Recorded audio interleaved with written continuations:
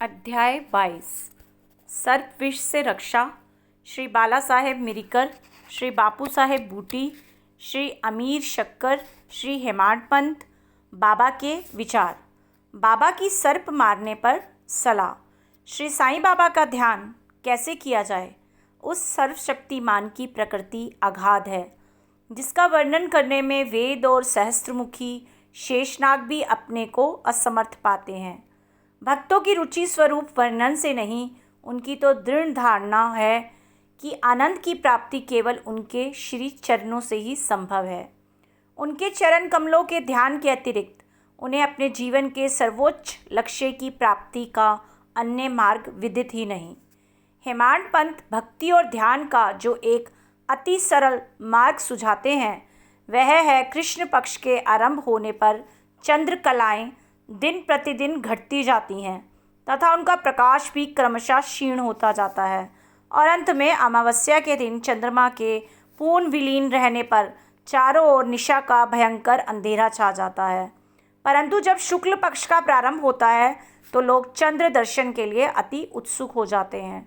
इसके बाद द्वितीया को जब चंद्र अधिक स्पष्ट नहीं होता तब लोगों को वृक्ष की दो शाखाओं के बीच से चंद्र दर्शन के लिए कहा जाता है और जब इन शाखाओं के बीच उत्सुकता और ध्यानपूर्वक देखने का प्रयत्न किया जाता है तो दूर क्षितिज पर छोटी सी चंद्र रेखा के दृष्टिगोचर होते ही मन अति प्रफुल्लित हो जाता है।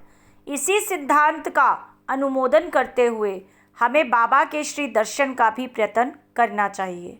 बाबा के चित्र की ओर देखो, आहा कितना सुंदर है। वे पैर मोड़कर बैठे हैं और दाहिना पैर बाएं घुटने पर रखा गया है। बाएं हाथ की उंगलियां दाहिने चरण पर फैली हुई हैं। दाहिने पैर के अंगूठे पर तर्जनी और मध्यमा अंगुलियां फैली हुई हैं।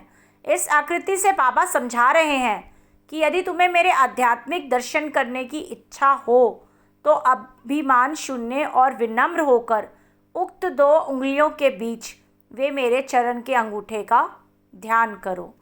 तब कहीं तुम उस सत्य स्वरूप का दर्शन करने में सफल हो सकोगे। भक्ति प्राप्त करने का यह सबसे सुगम पंथ है।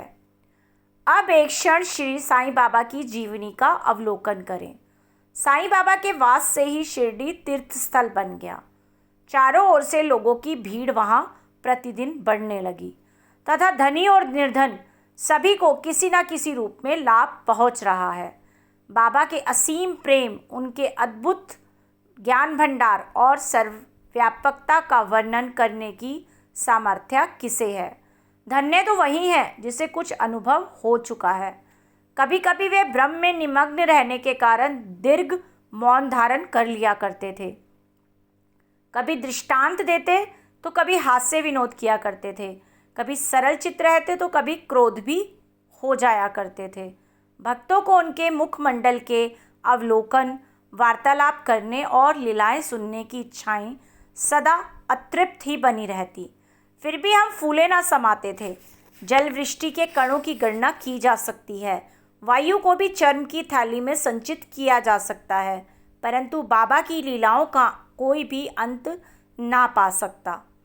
अब उन लीलाओं में से एक लीला का यहाँ दर्शन करें। भक्तों के संकटों के घटित होने से पूर्व बाबा उपयुक्त अवसर पर किस प्रकार उनकी रक्षा किया करते थे। श्री बाला साहेब मिरिकर, जो सरदार काका साहेब के सुपुत्र तथा कोपर गांव के मामलतदार थे, एक बार दौरे पर चितली जा रहे थे। तभी मार्ग में वे साईं बाबा के दर्शनार्थ शिरडी पधारे। उन्होंने मस्जिद में जाकर बाबा की चरण वंदना की और सदैव की भांति स्वास्थ्य तथा अन्य विषयों पर चर्चा की। बाबा ने उन्हें चेतावनी देकर कहा कि जहाँ तुम बैठे हो वही द्वारका माई है। जो उसकी गोद में बैठता है वह अपने बच्चों के समस्त दुखों और कठिनाइयों को दूर कर देती है। यह मस्जिद माई परम दयालु है। सरल हृदय भक्तों की तो वह माँ है और संकटों में उनकी रक्षा अवश्य करेगी। जो उसकी गोद में एक बार बैठता है उसके समस्त कष्ट दूर हो जाते हैं। जो उसकी छत्र छाया में विश्राम करता है उसे आनंद और सुख की प्राप्ति होती है। तदुपरांत बाबा ने उन्हें उदी देकर अपना वरद हस्त उनके मस्तक पर रख आशीर्वाद दिया। जब श्री बाला साहेब जाने के लिए उठ खड़े हुए तो बाबा बोले, क्या तुम लंबे बाबा अर्थात सर्प से परिचित हो? और अपनी बाई मुट्ठी बंद कर उसे दाहिने हाथ की कोहनी के पास ले जाकर दाहिने हाथ को सांप के सदृश हिलाकर बोले कि वह अति भयंकर है, परंतु द्वारका माई के लालों का वह कर ही क्या सकता है। जब स्वयं द्वारका माई उनकी रक्षा करने वाली है तो सर्प की सामर्थ्य ही क्या है। वहाँ उपस्थित लोग इसका अर्थ तथा मिरिकर को इस प्रकार चेतावनी देने का कारण जानना चाहते थे, परंतु पूछने का साहस किसी में भी ना था। बाबा ने श्यामा को बुलाया और बाला साहेब के साथ जाकर चितली यात्रा का आनंद लेने की आज्ञा दी। तब श्यामा ने जाकर बाबा का आदेश बाला साहेब को सुनाया। वे बोले, मार्ग में असुविधाएं बहुत हैं, अतः आपको व्यर्थ ही कष्ट उठाना उचित नहीं है। बाला साहेब ने जो कुछ कहा वह श्यामा ने बाबा को बताया। बाबा बोले कि अच्छा ठीक है, ना जाओ, सदैव उचित अर्थ ग्रहण कर श्रेष्ठ कार्य ही करना चाहिए। जो कुछ होने वाला है सो तो होकर ही रहेगा। बाला साहेब ने पुनः विचार कर श्यामा को अपने साथ चलने के लिए कहा। तब श्यामा पुनः बाबा की आज्ञा प्राप्त कर बाला साहेब के साथ तांगे में रवाना हो गए। वे 9 बजे चितली पहुँचे और मारुति मंदिर में जाकर ठहरे। ऑफिस के कर्मचारीगण अभी नहीं आए थे, इस कारण वे यहाँ वहाँ की चर्चाएं करने लगे। बाला साहेब दैनिक पत्र पढ़ते हुए चटाई पर शांतिपूर्वक बैठे थे। उनकी धोती का ऊपरी सिरा कमर पर पड़ा हुआ था और उसी के एक भाग पर एक सर्प बैठा हुआ था। किसी का भी ध्यान उधर न था। वह सीसी करता हुआ आगे रेंगने लगा। यह आवाज़ सुनकर चपरासी दौड़ा और लालटेन ले आया। सर्प को देखकर वह सांप सांप कहकर उच्च स्वर में चिल्लाने लगा। तब बाला साहेब अति भयभीत होकर कांपने लगे। श्यामा को भी आश्चर्य हुआ। तब वे तथा अन्य व्यक्ति वहाँ से धीरे से हटे और अपने हाथ में लाठियाँ ले ली। सर्प धीरे धीरे कमर से नीचे उतर आया। तब लोगों ने उसका तत्काल ही प्राणांत कर दिया। जिस संकट की बाबा ने भविष्यवाणी की थी वह टल गया और साईं चरणों में बाला साहेब का प्रेम दृढ़ हो गया। बापू साहेब बूटी। एक दिन महान ज्योतिषी श्री नाना साहेब डेंगले ने बापू साहेब बूटी से, जो उस समय शिरडी में ही थे, कहा, आज का दिन तुम्हारे लिए अत्यंत अशुभ है और तुम्हारे जीवन को संकटप्रद है। यह सुनकर बापू साहेब बड़े अधीर हो उठे। जब सदैव की भांति वे बाबा के दर्शन करने गए तो वे बोले कि ये नाना क्या कहते हैं। वे तुम्हारी मृत्यु की भविष्यवाणी कर रहे हैं, परंतु तुम्हें भयभीत होने की किंचित मात्र भी आवश्यकता नहीं है। इनसे दृढ़तापूर्वक कह दो कि अच्छा देखे काल मेरा किस तरह अपहरण करता है। जब संध्या समय बापू अपने शौच गृह में गए तो वहाँ उन्हें एक सर्प दिखाई दिया। उनके नौकर ने भी सर्प को देख लिया और उसे मारने को एक पत्थर उठाया। बापू साहेब ने एक लंबी लकड़ी मंगवाई, परंतु लकड़ी आने से पूर्व ही वह सांप दूरी पर रेंगता हुआ दिखाई दिया और तुरंत ही दृष्टि से ओझल हो गया। बापू साहेब को बाबा के अभयपूर्ण वचनों का स्मरण हुआ और बड़ा ही संतोष हुआ।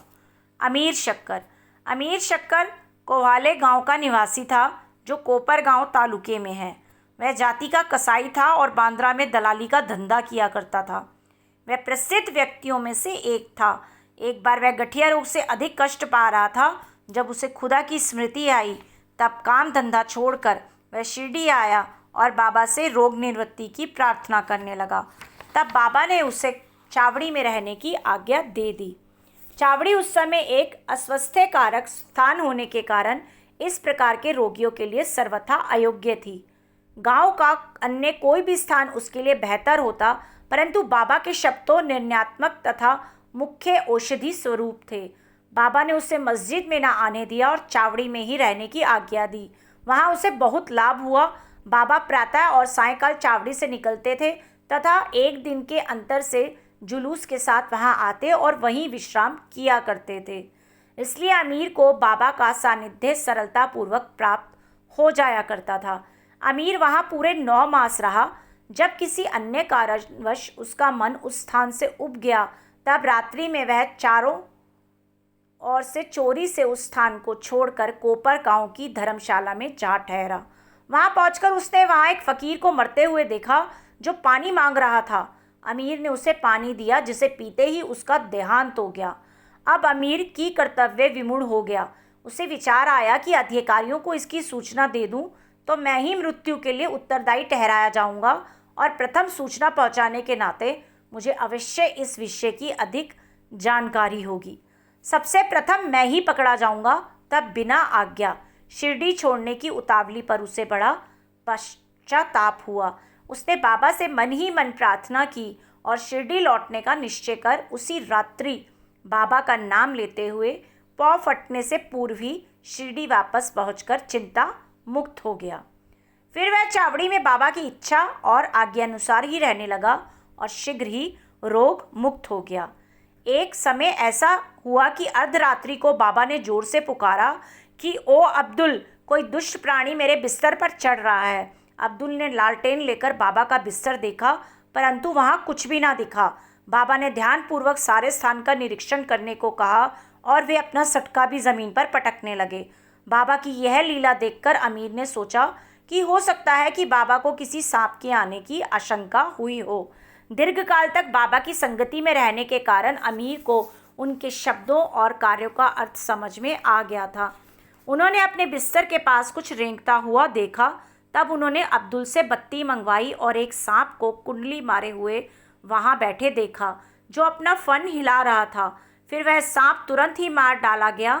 इस प्रकार बाबा ने सामयिक सूचना देकर अमीर के प्राणों की रक्षा की। हेमाड पंथ, बिच्छू और सांप। बाबा की आज्ञानुसार काका साहेब दीक्षित श्री एकनाथ महाराज के 2 ग्रंथों भागवत और भावार्थ रामायण का नित्य पारायण किया करते थे। एक समय जब रामायण का पाठ हो रहा था तब श्री हेमाड पंथ भी श्रोताओं में सम्मिलित थे। अपनी माँ के आदेशानुसार किस प्रकार हनुमान ने श्री राम की महानता की परीक्षा ली, यह प्रसंग चल रहा था। सब श्रोताजन मंत्रमुग्ध हो रहे थे तथा हेमाड पंथ की भी वही स्थिति थी। पता नहीं कहाँ से एक बड़ा बिच्छू उनके सिर पर आ गिरा और उनके दाहिने कंधे पर बैठ गया, जिसका उन्हें कोई भान तक ना हुआ। ईश्वर को श्रोताओं की रक्षा स्वयं करनी पड़ती है। अचानक ही उनकी दृष्टि कंधे पर पड़ गई। उन्होंने उस बिच्छू को देख लिया। वह मृत प्राय सा प्रतीत हो रहा था, मानो वह भी कथा के आनंद में तल्लीन हो। हरी इच्छा जानकर उन्होंने श्रोताओं में बिना विघ्न डाले उसे अपनी धोती के दोनों सिरे मिलाकर उसमें लपेट लिया और दूर ले जाकर बगीचे में छोड़ दिया। एक अन्य अवसर पर संध्या समय काका साहब वाड़े के ऊपरी खंड में बैठे हुए थे। तभी एक सांप खिड़की की चौखट के एक छिद्र में से भीतर घुस आया और कुंडली मारकर बैठ गया। बत्ती लाने पर पहले तो वह थोड़ा चमका, फिर वहीं चुपचाप बैठा रहा और अपना फन हिलाने लगा। बहुत से लोग छड़ी और डंडा लेकर वहां दौड़े, परंतु वह एक ऐसे स्थान पर बैठा था जहां उस पर किसी के प्रहार का कोई भी असर ना पड़ता था। लोगों का शोर सुनकर वह शीघ्र ही उसी छिद्र में से अदृश्य हो गया। तब कहीं सब लोगों की जान में जान आई। बाबा के विचार। एक भक्त मुक्ताराम कहने लगा कि चलो अच्छा ही हुआ जो एक जीव बेचारा बच गया। श्री हेमाड पंथ ने उसकी अवहेलना कर कहा कि सांप को मारना ही उचित है। इस कारण इस विवाद पर वाद विवाद होने लगा। एक का मत था कि सांप तथा उसके सदृश जंतुओं को मार डालना ही उचित है, किंतु दूसरे का इसके विपरीत मत था। रात्रि अधिक हो जाने के कारण किसी निष्कर्ष पर पहुंचे बिना ही उन्हें विवाद स्थगित करना पड़ा। दूसरे दिन यह प्रश्न बाबा के समक्ष लाया गया। तब बाबा निर्णयात्मक वचन बोले कि सब जीवों में और समस्त प्राणियों में ईश्वर का वास है। चाहे वह सांप हो या बिच्छू, वे ही इस विश्व के नियंत्रण करता है और सब प्राणी सांप, बिच्छू इत्यादि उनकी आज्ञा का ही पालन किया करते हैं। उनकी इच्छा के बिना कोई भी दूसरों को हानि नहीं पहुंचा सकता। समस्त विश्व उनके अधीन है तथा स्वतंत्र कोई भी नहीं है। इसलिए हमें सब प्राणियों से दया और स्नेह करना चाहिए। वैमनस्य या संहार करना छोड़कर शांत चित्त से जीवन व्यतीत करना चाहिए। ईश्वर सबका ही रक्षक है। श्री सद्गुरु साईनाथार्पण मस्तु। शुभम भवतु। सप्ताह पारायण तृतीय विश्राम।